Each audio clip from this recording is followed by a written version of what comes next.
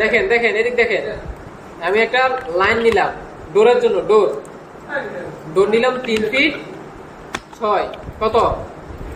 3 fit 6 নিলাম একটা line. আবার এই লাইনটা দিয়ে এই পয়েন্ট থেকে উপরে গেলাম আমি কত? 5 ইঞ্চি। এদিক কত যাবো আমি? 1 ইঞ্চি। নিচে 1, এদিকে 1, নিচে কত? 4। স্কিপ। বুঝছেন? এটা কি মিরর? উপর থেকে সিলেক্ট MI এন্টার। এই লাইনের মিড পয়েন্ট ক্লিক করে নিচে একটা ক্লিক, এন্টার।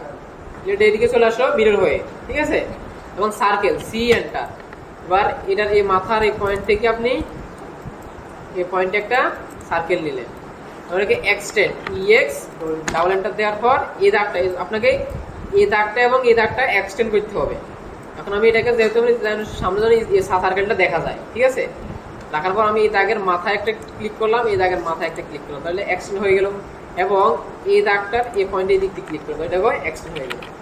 ইয়ার ডাবল এন্টার দিয়ে আমি এটাকে ট্রিপ, এবং এই সার্কেলটাও ট্রিপ, এটাকেও ট্রিপ, জুম করে এটাকে ট্রিপ করলাম, ঠিক আছে? এখন আপনি এটাকে বাউন্ডারি করে নেবেন, ঠিক আছে? কি করবেন? এটাকে ব্লক করে নেবেন। এটাকে ব্লক করার জন্য এটাকে সিলেক্ট করবেন, B এন্টার। এখন এখানে নাম দিবেন, ঠিক আছে? নাম দেওয়ার পর ওকে। তাহলে এটা আমার কি হলো? ব্লক হয়ে গেল, মানে একটা দরজা হয়ে গেল এখন, ঠিক আছে? এখন আপনি এটাকে এখানে বসাইবেন, মানে মনে আমি তো দরজাটাকে এখানে বসাবো, তাহলে কি করতে হবে? আমাকে এটাকে রোটেট করতে হবে। তাহলে আমি সিলেক্ট করলাম RO এন্টার। এই পয়েন্ট থেকে আমি করলাম এদিকে রোটেট করে নিলাম। এখন এটাকে আমি সিলেক্ট করে CO এন্টার কপি, এই নিচের এই পয়েন্টটা ধরলাম এবং এই বরাবর এখানে বসাই দিলাম। বাঁক করে সোজা করা যেত না, ওটা ডিলিট করে আবার করতে হবে। অবশ্য অর্থমোট চালুকের কাজ করবে। দরজা বোঝা গেছে? এখন জানলা দেখেন, জানলা আমি REC দিয়ে একটা রেক্টেঙ্গেল নিলাম।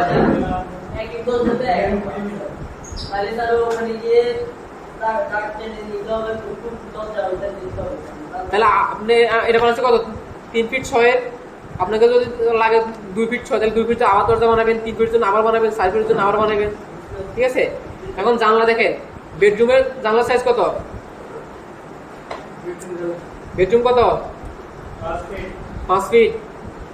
তাহলে আমি লিখলাম 5 ফিট কমা, আর কত লিখবো?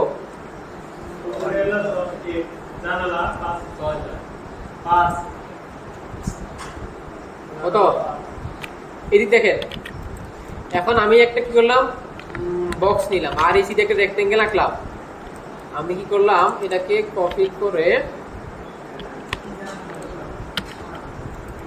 এবার ও রাখলাম, লাইন নিলাম, এখানে একটা লাইন, একটা লাইন, একটা লাইন দিলাম, টাওয়ার একটা দিলাম। তাহলে এটা আমার কি হলো? একটা এটা বক্স হলো না আমার? এই বক্সের কি আছে? দৈর্ঘ্য, প্রস্থ, উচ্চতা আছে না আমার? আছে কিনা? আমি এটাকে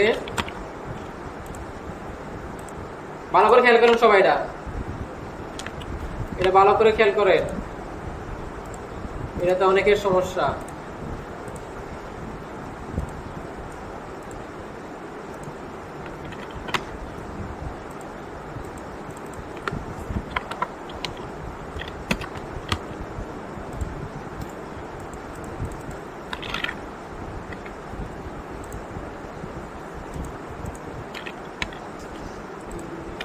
এটা বুঝছেন?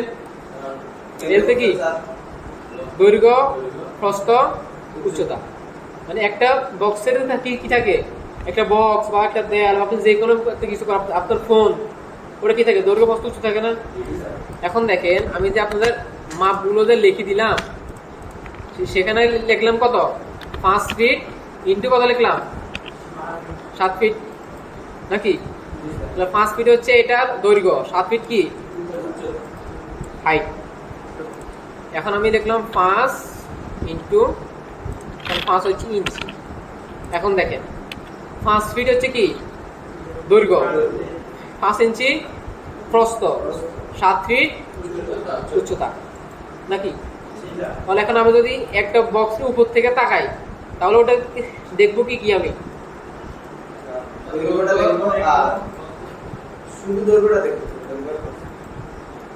তাইলে আমি যদি একটা বক্স আঁকি, মনে হয় একটা বক্স আঁকলাম, তাহলে এই বক্সের যদি উপর থেকে তাকাই তাহলে কি কি দেখবো আমি? দৈর্ঘ্য প্রস্থ। এখন আমি এটা হচ্ছে আমার কি প্ল্যান, প্ল্যান আমি কি উপর থেকে তাকাই নাকি ফার্স্ট থেকে তাকাই? উপর থেকে। তাহলে উপর থেকে তাকালে আমি প্ল্যানের মধ্যে কি কি দেখবো? দৈর্ঘ্য প্রস্থ দেখবো নাকি? আমি যদি এখন জানলা আঁকি তাহলে জানলা কি দেখবো আমি? দৈর্ঘ্য এবং প্রস্থ। দরজার কি দেখবো?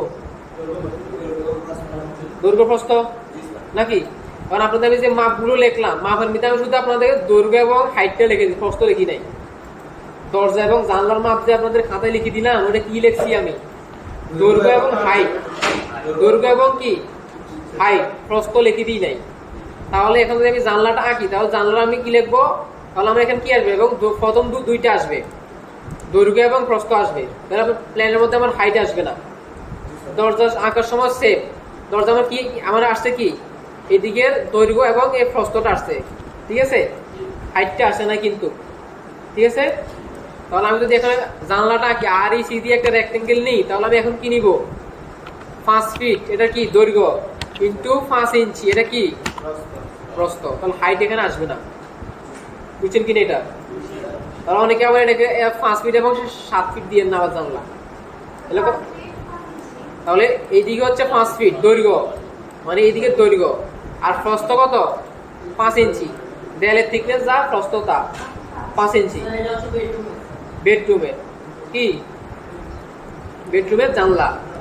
এখন আপনি কি করবেন? এটা নিছেন 5 ফিট এবং 5 ইঞ্চি নিছেন এবং লাইন, বা লাইন দিয়ে মাঝখানে একটা কি নিবেন? লাইন নিয়ে নিবেন, অফসেট করবেন আপনি 1 ইঞ্চি। এটা থেকে উপরে 1, আপনার জানলা হয়ে গেছে, বুঝছেন কিনা? এটাকে আপনি কপি করবেন, কপি করে ভিতরে মিড পয়েন্টটা ধরবেন এবং এই দেয়ালের ভিতরে মিড পয়েন্টে বসা দিবেন। জানলা হয়ে গেছে। এখন হচ্ছে সানশেড। এখন আপনি এখানে কি করতে পারেন? এখন আরেকটা দেখেন, আপনি আলাদা আলাদা করে জানলা বানায় সবগুলো বসান, তারপর আলাদা আলাদা সানশেড দেন, তাও হয়। বা একটার মধ্যে বানান। এখানে কত? 6, এদিক কত যাবে? 5 ফিট লাগাই দিবেন। তাহলে কি হলো? আমার সানসেট হয়ে গেল। এখন এটাকে কিরকম সিলেক্ট করে কপি করে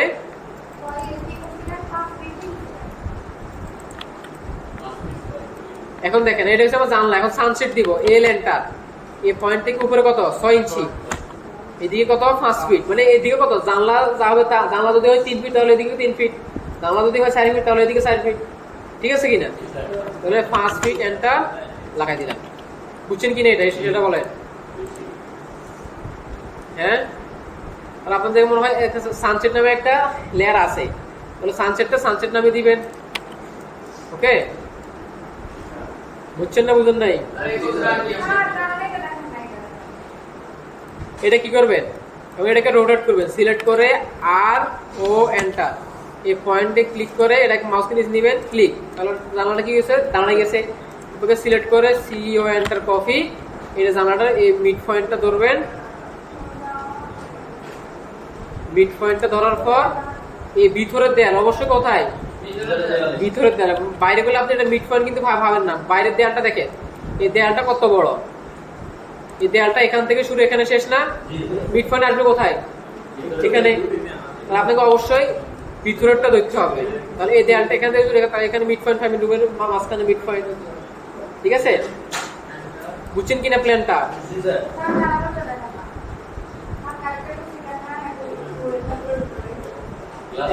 এখন দেখেন গ্লাসেরটা দেখেন,